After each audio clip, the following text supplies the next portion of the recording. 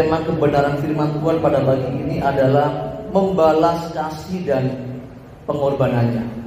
Baik Bapak Ibu, kita akan terlebih dahulu membuka Alkitab kita yang terdapat di dalam 2 Petrus 3 ayat yang ke-9. Saya akan bacakan, Bapak Ibu perhatikan dengan baik-baik. Demikian firman Tuhan. Tuhan tidak lalai menepati janjinya, sekalipun ada orang yang menganggapnya sebagai kelalaian. Tetapi ia sabar terhadap kamu, karena ia menghendaki supaya jangan ada yang binasa, melainkan supaya semua orang berbalik dan bertobat. Bapak Ibu dan saudaraku yang saya kasihi, kebenaran ini tidak menunjukkan kepada kita bahwa Bapa di surga adalah Bapa yang begitu mengasihi kita, menghendaki supaya di antara kita jangan ada yang binasa. Ini merupakan kasih yang terbesar, anugerah yang terbesar yang ada dalam kehendak Bapa. Bapak Ibu, ini adalah kehendak Bapa yang perlu untuk kita renungkan dan perlu untuk kita hayati dengan sungguh-sungguh, Bapak Ibu. Untuk mewujudkan kehendak Bapa ini, maka Tuhan Yesus satu-satunya putra tunggal Bapa harus mengemban tanggung jawab besar ini, Bapak Ibu. Ketika Tuhan berkata, makananku ialah melakukan kehendak Dia yang mengutus aku dan menyelesaikan pekerjaannya, Ia hendak menunjukkan kepada murid-muridnya dan hendak menunjukkan kepada semua orang percaya yang mengiring Dia bahwa Dia adalah satu-satunya pribadi yang mengemban tanggung jawab yang besar untuk bisa membebaskan manusia dari belenggu dosa. Dosa yang telah diperbuat oleh manusia pertama, yaitu Adam. Tidak ada jalan lain selain pertumpahan darah, Bapak Ibu. Yesus adalah penggenapan dari korban-korban binatang yang telah diselenggarakan oleh bangsa Yahudi, oleh orang Israel di perjanjian lama, Bapak Ibu. Tuhan Yesus harus menjadi korban penebus dosa, yaitu harus mempertaruhkan dirinya, menyerahkan nyawanya, menumpahkan darahnya, Bapak Ibu. Karena tanpa menumpahkan darah, maka tidak ada pengampunan dosa. Jadi korban-korban yang pernah dilakukan oleh para imam di perjanjian lama ketika umat berbuat dosa, imam menjadi pengantara masuk ke ruang Maha Kudus, mempersembahkan korban sembelihan, korban darah binatang, itu hanya menutupi, tidak bisa menghapus, tidak bisa mengampuni, Bapak Ibu. Jadi satu-satunya darah yang dapat mengampuni dan menyelesaikan dosa manusia itu adalah darah yang dipersembahkan oleh anak tunggal Bapa, yaitu darah Tuhan Yesus Kristus, Bapak Ibu. Untuk menuju kepada salib itu bukan hal yang mudah, Bapak Ibu. Kalau menuju Batu, kota Malang, itu nggak disuruh pun mau, Bapak Ibu. Tapi kalau disuruh menuju ke Bukit Golgota, salib yang menunggu penderitaan itu nggak mudah, Bapak Ibu. Makanya orang Kristen itu kalau disuruh hidup sepenanggungan dalam penderitaannya, mikir Bapak Ibu. Karena untuk menuju kepada satu penderitaan yang tak terbayangkan itu, penderitaan yang mengerikan itu nggak mudah. Dibutuhkan satu ketaatan dan kesetiaan yang membuat dirinya itu lolos dari satu tahap ke tahap berikutnya. Sampai ke satu titik dia harus menenggangkan nyawa dan berkata, Bapa, ampuni mereka. Itu merupakan detik-detik menegangkan ketika Yesus harus merenggang nyawa, Bapak Ibu. Ketaatan Tuhan Yesus inilah adalah pertaruhan. Apakah manusia bisa diselamatkan atau tidak? Andai kata Yesus pada waktu hadir di tengah-tengah dunia ini, dia memungkiri tanggung jawabnya, yaitu mengemban tanggung jawab untuk menggenapkan kehendak Bapa itu, maka saya mau katakan kepercayaan kita kepada Yesus menjadi sia-sia.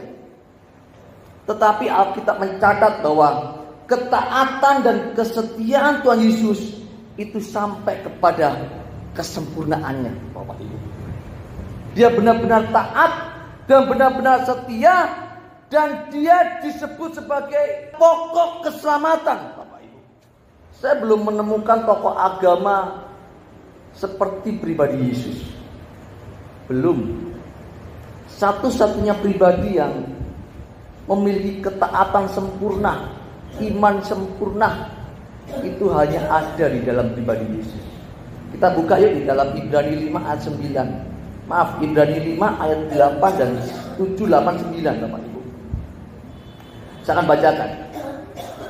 Dalam hidupnya sebagai manusia, ia telah mempersembahkan doa dan permohonan dengan ratap tangis dan keluhan kepada Bapa yang sanggup menyelamatkannya dari maut, dan karena kesalehannya ia didengarkan. Bapak Ibu, kata mempersembahkan dengan permohonan dengan ratap dan tangis ini bukan pura-pura loh ini. Ini ratap tangis yang dialami oleh Tuhan Yesus benar-benar. Jadi di sini tidak ada narasi dongeng. Di sini tidak ada narasi drama, nggak ada Bapak Ibu. Ini kebenaran ketika Yesus harus menghadapi salib. Dia meratap, dia memohon, Bapa, jika boleh, jika boleh, jika boleh. Tapi kalimat yang terakhir yang membuat saya terkesan dan bersedia untuk mengiring dia itu, dia mengatakan, biarlah kehendakmu yang jadi. Nah, selanjutnya dikatakan, dan sekalipun ia adalah anak. Jadi Allah Bapa tidak nepotisme di sini. Sekalipun dia anak, ia telah belajar menjadi taat dari apa yang telah dideritanya. Dan perhatikan, dan sesudah ia mencapai kesempurnaannya, ia menjadi pokok keselamatan yang abadi bagi semua orang yang taat kepadanya. Ini merupakan satu fragmen yang luar biasa, Bapak Ibu. Detik-detik Yesus harus ada dalam ketaatan, dalam kesetiaan untuk mengemban tugas tanggung jawab yang besar yang diberikan Bapa kepadanya. Ini merupakan satu kisah yang dramatis kalau saya melihat. Dramatis sekali. Bapak Ibu pernah bayangkan enggak? Seorang narapidana melakukan kejahatan besar, maka dia harus dieksekusi mati. Itu deg-deg-deg-degnya itu seperti apa Bapak Ibu? Yesus ini melihat di depannya itu ada penderitaan yang begitu berat. Ini sebuah kisah yang dramatis Bapak Ibu. Makanya ketika saya menghadapi perjamuan suci seperti ini, saya harus menghayati dengan sungguh-sungguh. Saya tidak akan main-main dengan perjamuan yang akan saya nikmati Bapak Ibu. Berbicara untuk menjadi orang Kristen yang benar itu, maka Bapak Ibu tidak dapat atau mengabaikan kisah dramatis yang dialami oleh Yesus. Jadi kisah Bapa di surga ini dan kisah pengorbanan Yesus ini merupakan hal yang perlu untuk kita hayati, kita gumulkan, kita renungkan, supaya kita ini tidak terkecoh dengan informasi-informasi yang dibangun di luar sana. Orang-orang yang tidak mengenal kebenaran, dia mengatakan yang disalib bukan Yesus, orang yang diserupakan. Dasarnya apa Bapak Ibu? Kita melihat Alkitab dengan jelas, Yesus bangkit, Yesus naik ke surga, itu bukan tanpa disaksikan oleh banyak orang. Kematian Yesus, namanya orang meninggal, itu pasti yang melihat siapa yang menangani? Keluarga. Pasti dilihat bener enggak ini Yesus. Murid-muridnya pasti lihat bener enggak ini Yesus. Pada waktu dia pikul salib, itu disaksikan oleh banyak orang. Jutaan mata melihat di situ. Disalib. Benar-benar Yesus itu. Tapi orang-orang yang mencoba untuk menyerang kebenaran mengatakan, itu bukan Yesus. Itu orang yang diserupakan. Capek saya, Bapak Ibu. Makanya Bapak Ibu harus menghayati dengan sungguh-sungguh. Supaya Bapak Ibu tidak dipengaruhi oleh orang-orang yang tidak mengenal kebenaran dan mencoba untuk menyimpangkan kebenaran ini. Sehingga kita menjadi orang-orang yang tidak pernah menghayati pengorbanan Tuhan. Ini kan menyedihkan. Menyedihkan Bapak Ibu. Saya bangga loh kalau melihat bangsa Israel sampai hari ini ada. Itu bukan hal yang biasa. Saya mengatakan keberadaan bangsa Israel sampai hari ini itu hal yang sangat luar biasa Bapak Ibu. Mengapa Pak Zaibul? Karena Israel adalah satu-satunya bukti, satu-satunya saksi yang memiliki pengalaman pribadi dengan Allah. Bangsa Israel adalah satu-satunya bangsa yang pernah berperkara dengan Allah sang pemilik alam semesta ini. Semua bangsa-bangsa kuno yang ada pada zaman itu sudah punah. Bangsa tertua di dunia ini adalah bangsa Israel. Mengapa Pak kok masih ada? Untuk menunjukkan kebenaran bahwa Yesus yang mati di kayu salib, yang mengemban tugas tanggung jawab besar dari Bapa itu benar-benar terjadi Bapak Ibu. Benar-benar terjadi. Kebenaran ini harus kita hayati. Kita jangan mau dibohongi dengan berita-berita yang tidak benar, yang tidak memiliki landasan kebenaran, yang tidak memiliki bukti-bukti sejarah Bapak Ibu. Amin. Amin. Kita baca dalam Yohanes 1 ayat 10 dan 11.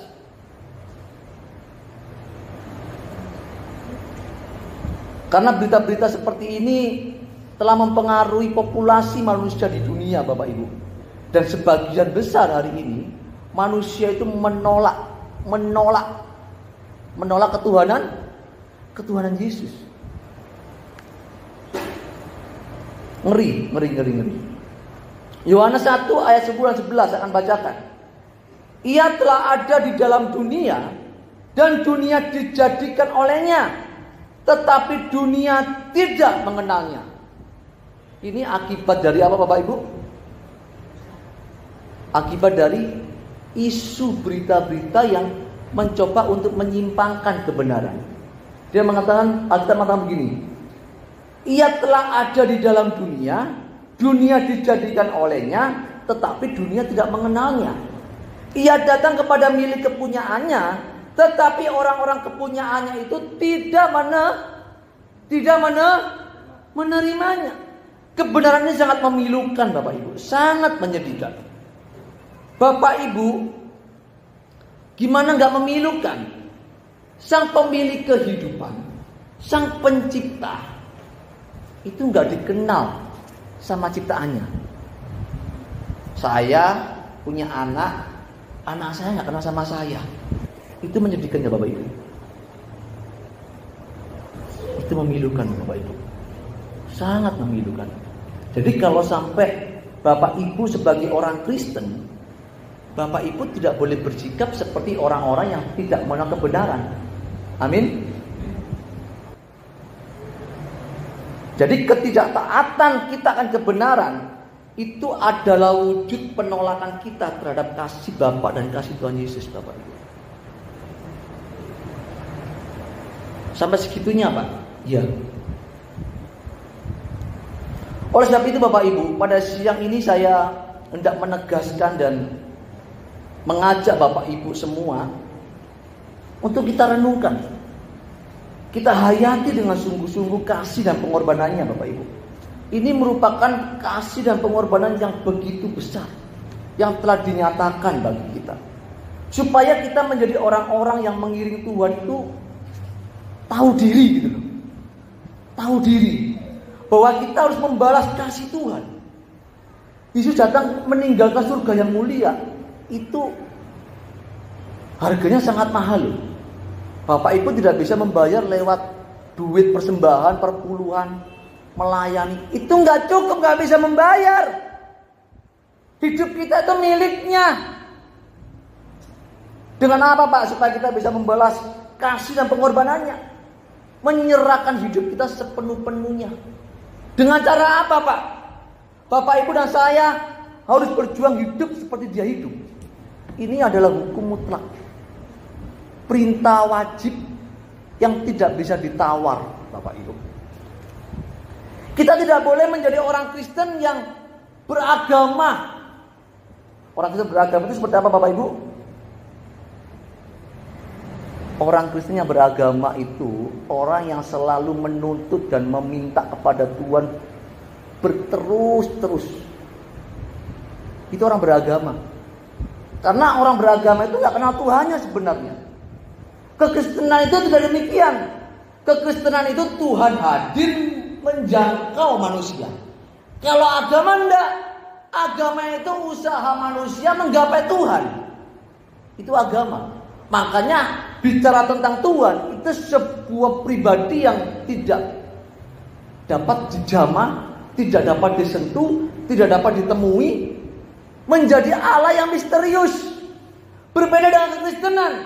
Kekristenan itu adalah Allah yang menghampiri manusia, memperkenalkan diri bahwa akulah Allah Abraham, Allah Ishak, Allah Yakub. Aku adalah Allah yang patut disembah. Aku adalah Allah yang benar. Katakan Musa kepada bangsa Israel, namaku adalah aku. Hadir Allahnya Bapak Ibu.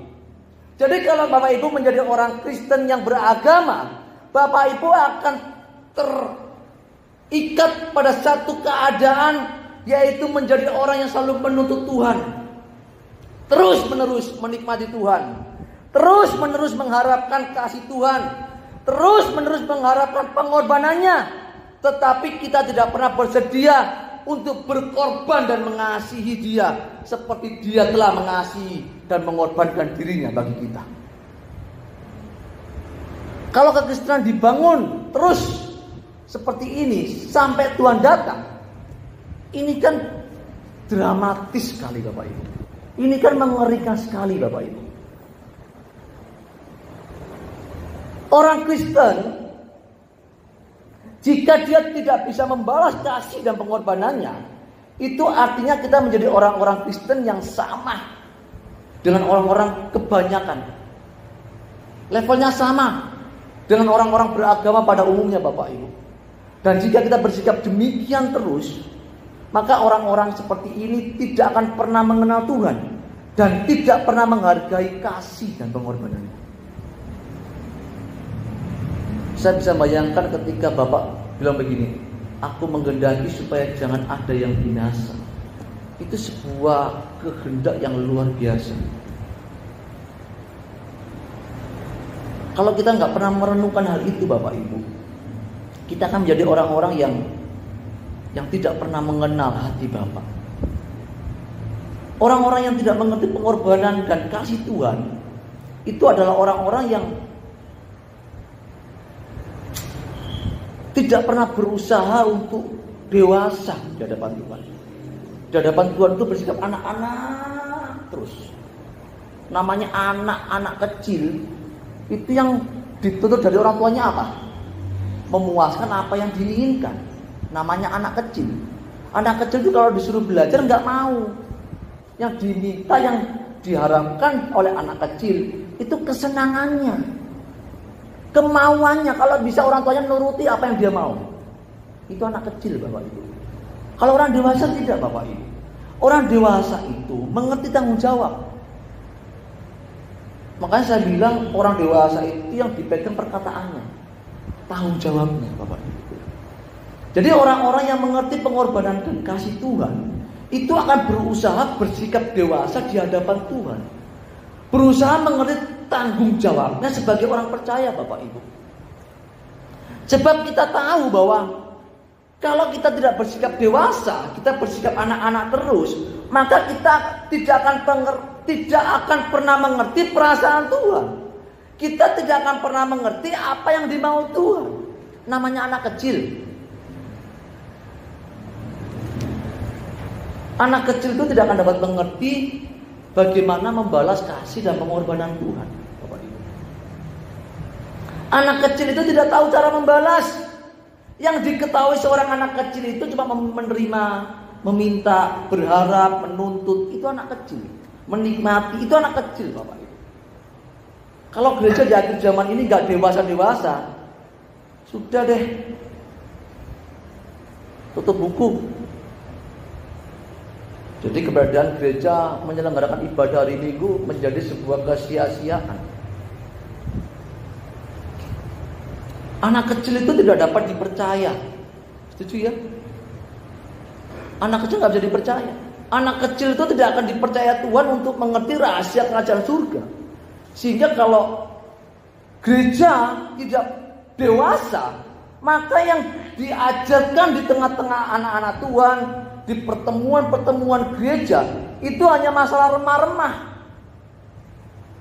masalah lahiriah, masalah duniawi yang tidak membawa nilai kekal, Bapak Ibu. Tetapi kalau orang dewasa, itu dipercayakan satu rahasia besar kerajaan surga. Anak kecil gak bisa dipercaya.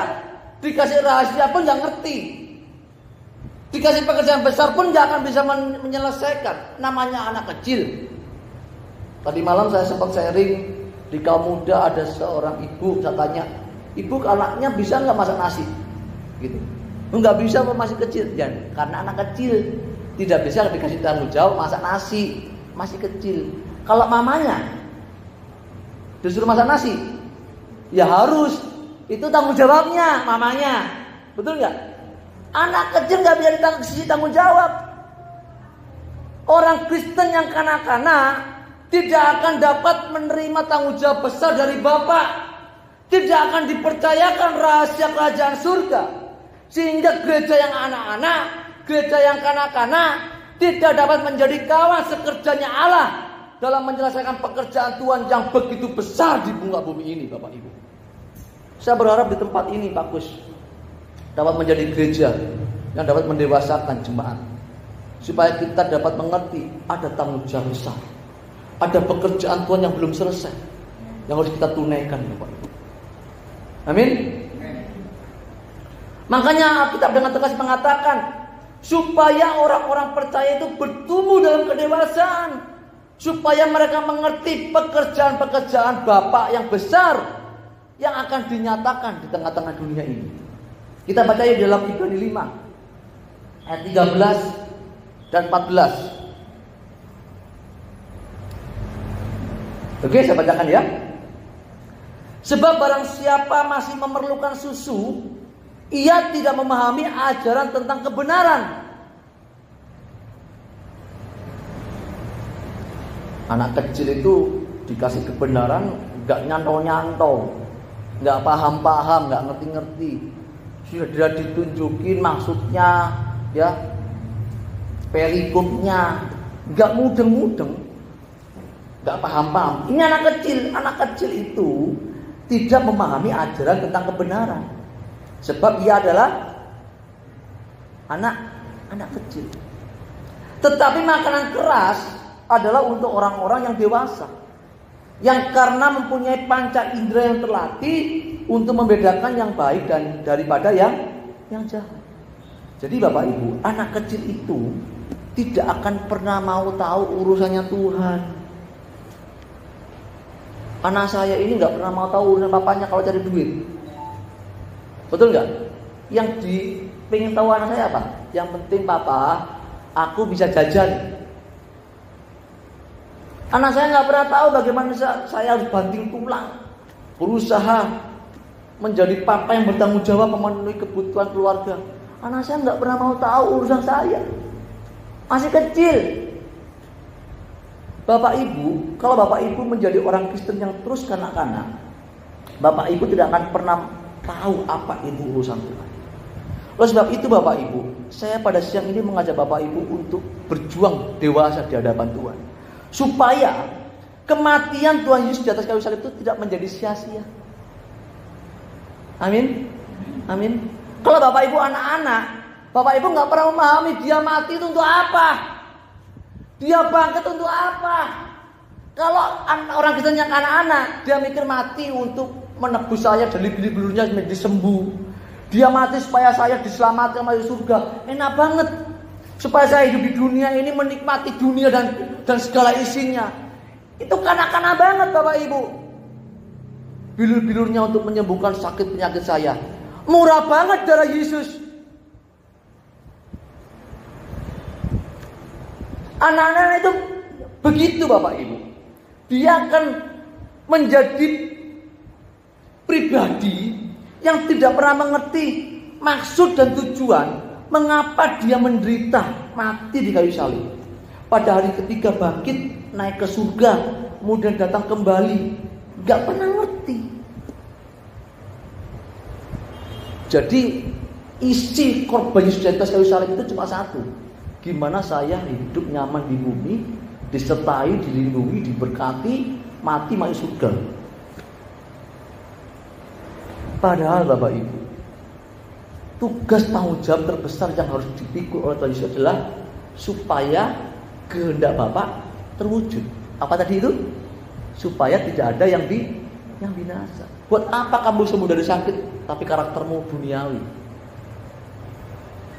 Buat apa ketika kamu harus dikasih materi dunia, engkau kaya raya tapi engkau binasa? Itu bukan tujuan salib. Salib bertujuan supaya tidak ada seorang pun yang binasa. Kebenaran ini harus dipahami dan ditelaah dengan kita dengan sungguh-sungguh. Supaya kita dapat menghayati. Supaya kita tidak menjadi orang Kristen yang kanak-kanak. Yang selalu menikmati Tuhan, menuntut Tuhan, mengklaim janji-janji Tuhan. Ini kebodohan yang dibangun hari ini. Pada pagi menjelang siang ini saya mengajak Bapak Ibu. Ayo bangun dari pergumulan ini Bapak Ibu. Sadar bahwa sebagai orang Kristen kita harus membalas kasih dan pengorbanan Tuhan. Tidak ada cara lain. Saya datang jauh-jauh dari Surabaya ke sini bukan pengen khotbah, tapi saya pengen apa yang saya sampaikan di tempat ini Bapak Ibu hidupi. Pulang dari tempat ini berubah. Kalau Bapak Ibu nggak berubah, sia-sia saya. Ya. Jadi ini yang perlu dipersoalkan Bapak Ibu.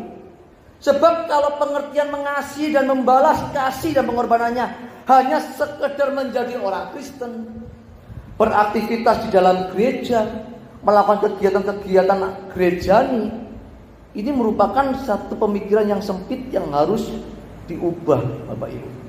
Ya. Jadi jika kasih dan pengorbanannya hanya dapat dibalas lewat main musik, Mas Eka, ya, Tuhan aku sudah balas pengorbananmu. Murah sekali Bapak Ibu. Jadi untuk membalas kasih dan pengorbanannya, orang percaya harus bersedia memberikan nyawanya. Nyawa itu berbicara seluruh hidup. Apa yang dipikirkan, apa yang dikatakan, apa yang ada di dalam hati. Artinya seluruh kehidupannya itu harus mengenakan gaya hidup yang pernah diteladankan oleh Yesus. Oke? Itu artinya menyerahkan nyawanya. Nyawa, sukih. Nyawanya. Itu seluruh kehidupannya. Artinya tidak ada bagian sekecil apapun yang dipergunakan untuk dirinya. Artinya seluruh kehidupannya itu harus mencontoh dia. Hidup sepenanggungan dengan dia. Yesus itu nggak mencintai dunia. Artinya kita nggak boleh cinta dunia. Yesus itu mengasihi tanpa pamrih. Kita harus mengasihi tanpa pamrih. Amin. Yesus itu mengabdi kepada Bapa dengan ketaatan dan kesetiaan tanpa batas. Kita harus mengabdi kepada Yesus, kepada Allah Bapa tanpa batas juga. Artinya berbicara menyerahkan nyawa itu artinya hidup melakukan segala sesuatu yang ada dalam hidup kita itu harus sama seperti Yesus. Ini nggak mudah, Bapak. Ini kalau nggak pernah belajar, orang kalau nggak pernah belajar menderita bisa menderita nggak?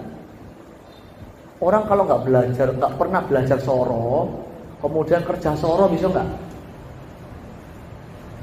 Saya ini seringkali kalau lagi di jalan, saya lihat orang itu yang gali pipa di jalan itu, dia ngangkat pipa panjang, berat sendirian. Wih, kok kuat ya? Saya pun benar-benar kuat. Oh, karena dia berlatih dari hal yang kecil sehingga dia bisa mengangkat beban yang berat. Itu latihan. Saya pernah lihat video di YouTube di China sana, itu perempuan itu kalau ngangkuti kayu dari hutan itu cuma dipanggul pakai selendang gitu ya. Wah, jadi kayu balokan itu nggak tahu berapa ratus kilo itu bisa menggunakan punggungnya. Dia harus bawa bongkahan potongan pohon itu ke tempat pemotongan kayu yang ada di luar hutan. Saya melihat ini kalau nggak pernah latihan nggak akan mungkin bisa. Amin.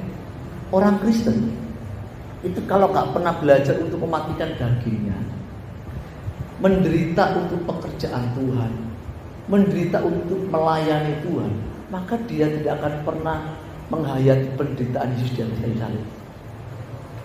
Tak jamin. Makanya saya mengatakan begini, mukjizatnya, ya, berkat-berkat yang dialami oleh orang Kristen itu tidak akan pernah membawa kepada kedewasaan. Rata-rata orang yang suka alami mukjizat, berkat Tuhan, rata-rata kanak-kanak. Tadi malam saya bilang sama pemuda ya, 98% orang-orang yang alami mukjizat di dalam Alkitab, orang yang tidak percaya Tuhan. Baca deh. Makanya kalau saya ini jengkel kalau orang Kristen itu disamakan dengan perempuan pendarahan. Tuhan, Engkau menyembuhkan perempuan pendarahan. Biarlah apa yang Kau lakukan kepada perempuan pendarahan itu kami juga alami. Kok menyamakan dengan perempuan pendarahan? Engkau menyembuhkan orang yang buta, orang yang tuli, maka kami juga akan mengalaminya. Kok disamakan dengan orang buta dan orang tuli? Itu kan orang yang gak kenal Tuhan. Kenapa gak berjanji? Tuhan, seperti Paulus yang memberitakan kebenaranmu, Kau pakai kami seperti Paulus. Seharusnya gak begitu. Tetapi hari ini gereja itu mengajarkan kepada jemaatnya untuk seperti mereka-mereka yang mengalami mukjizat yang gak kenal Tuhan. Celaka gak Bapak Ibu? Dan kalau orang Kristen suka terima mukjizat, berkat Tuhan, itu gak akan pernah dewasa.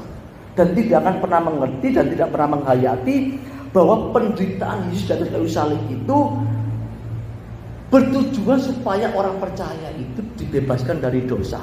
Untuk menuju manusia bebas dari dosa itu gak bisa labim. Ada proses panjangnya, diproses. Hidup seperti dia, tidak mencintai dunia, disakiti mengampuni, ya, dirugikan mengampuni, dijahati tidak membalas, hidup dalam kesetiaan, mengerti apa yang Tuhan mau, berjuang untuk tidak menikmati dunia, berjuang untuk bertanggung jawab dengan kehidupan, rajin. Itu enggak diajar. Sehingga orang-orang Kristen di dalam gereja menjadi orang-orang Kristen yang selalu menuntut Tuhan, berharap sama Tuhan, datang ke gereja tujuannya satu, mukjizat, berkat Tuhan, pulang dari gereja diberkati, usahanya sukses, pekerjaannya sukses, yang gak dapat jodoh, dan lain sebagainya. Dan semuanya itu berkaitan dengan masalah-masalah lahiriah yang tidak menyelamatkan, Bapak Ibu.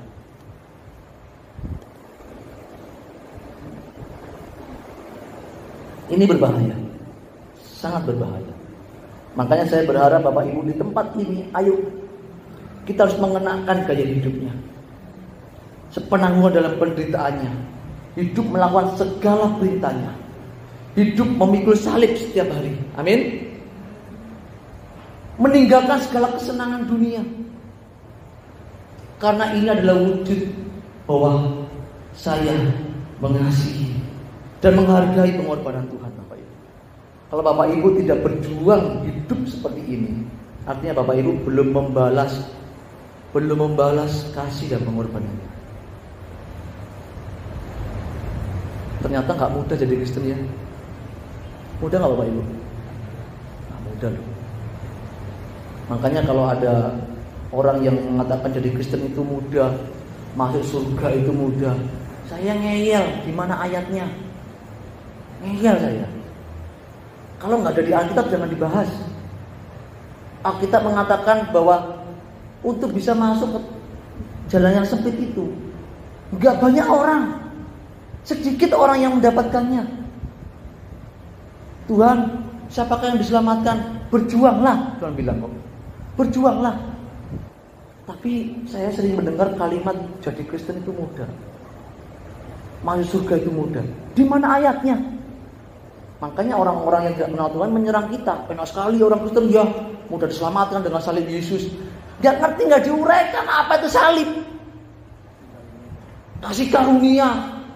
Apa itu kasih karunia? Kalau gak ngerti kasih karunia, jangan bahas kasih karunia. Kalau gak ngerti iman, jangan ngomong iman sama saya. Paham Bapak Ibu? Semua perlu diperjuangkan. Ada proses, Tuhan itu suka dengan proses. Bukan jadi Kristen langsung selamat. Enggak ada dalam, enggak ada. Bapak Ibu dituntut mengenakan gaya hidup seperti dia. Berjuang hidup seperti dia hidup. Artinya apa Pak Syaihu? Artinya seluruh kehidupan kita itu disita. Jadi enggak boleh ada kesenangan lain selain Tuhan. Jadi berjuang hidup seperti dia hidup itu artinya mengenakan seluruh kehidupannya. Artinya seluruh hidup kita disita. Disita itu ngeri loh. Kalau ada eksekusi rumah, penyitaan rumah, itu nggak ada sejengkal tanah yang dikasih ke orang yang tinggal di situ. Semuanya disita. Pak, saya minta dong sepetak tanah 3x3 buat saya berteduh. Enggak, namanya disita, semua disita. Bapak Ibu kalau mau menyerahkan hidup kepada Tuhan, maka seluruh kehidupan kita disita. Tidak ada bagian terkecil dalam hidup kita yang kita pakai untuk kesenangan sendiri. Nggak ada. Itu artinya bahwa kita harus merasakan perasaan Tuhan. Kita harus memiliki perasaan yang seirama, yang sefrekuensi dengan perasaan Tuhan. Itu nggak bisa terjadi instan bimsalabim. Butuh waktu yang panjang kita bangun hubungan dengan Tuhan. Baca Alkitabnya gimana, saat teduhnya gimana, ketika kita setiap hari bekerja gimana kita komunikasi dengan Tuhan. Makanya kalau saya ngomong sama orang-orang yang sudah baca Alkitab, yang suka berdoa tapi yang nggak berhikmat, itu angel. Gak mikir berdoa itu sudah ngomong sama Tuhan. Enggak juga. Kalau kamu berdoa cuma minta-minta, mentoknya di plafon gitu. Tapi kalau kamu ngerti perasaan Tuhan, maka doa itu bukan minta-minta. Berdoa itu ingin tahu apa yang Tuhan kehendaki untuk kita lakukan. Itu berdoa, berkomunikasi. Saya ngomong dengan Pak Kus, ngomong dua arah. Itu saya ngomong, Pak Kus ngomong, saya ingin tahu yang diomongin Pak Kus itu apa, yang dimau Pak Kus itu apa. Itu namanya berdialog. Kalau cuma ngomong dia nyerocos gitu ya. Kemudian amin, itu bukan doa, namanya mantra. Makanya doa itu adalah bagaimana kita dapat menemukan apa yang Tuhan kehendaki. Itu berdoa. Supaya kita tahu apa sih yang menjadi urusan Tuhan. Apa sih yang harus aku lakukan supaya Tuhan disenangkan. Kalau orang sudah ada di frekuensi ini Bapak Ibu, maka saya mau katakan begini. Orang-orang seperti ini adalah orang-orang yang dewasa. Amin. Dia akan mengerti, bagaimana saya harus bersikap supaya saya dapat menghargai dan membalas kasih Tuhan. Amin. Kalau kita nggak pernah mengerti ini Bapak Ibu, maka kita akan menjadi orang Kristen yang naif, yang merasa sok paling selamat sendiri, ya, yang lainnya nggak selamat. Makanya kalau saya berbicara dengan teman-teman, keselamatan itu kamu harus tahu dulu apa itu keselamatan. Surga itu apa? Kalau kamu nggak ngerti surga, nggak ngerti selamat, ya kamu akan memahami yang masuk surga hanya orang Kristen. Kan begitu? Bagaimana dengan orang yang dilahirkan oleh seorang keluarga yang baik, tinggal di pelosok pedalaman, yang tidak pernah berbuat jahat, kemudian dia gak kenal Yesus, mati masuk neraka. Di manakah keadilan Tuhan?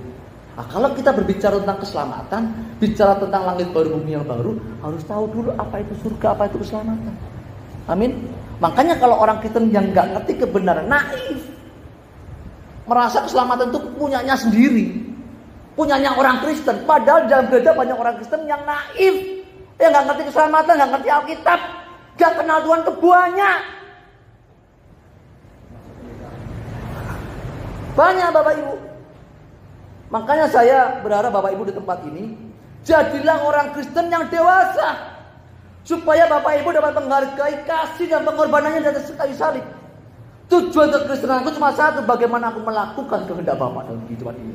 Yang lainnya nomor sekian. Amin. Amin.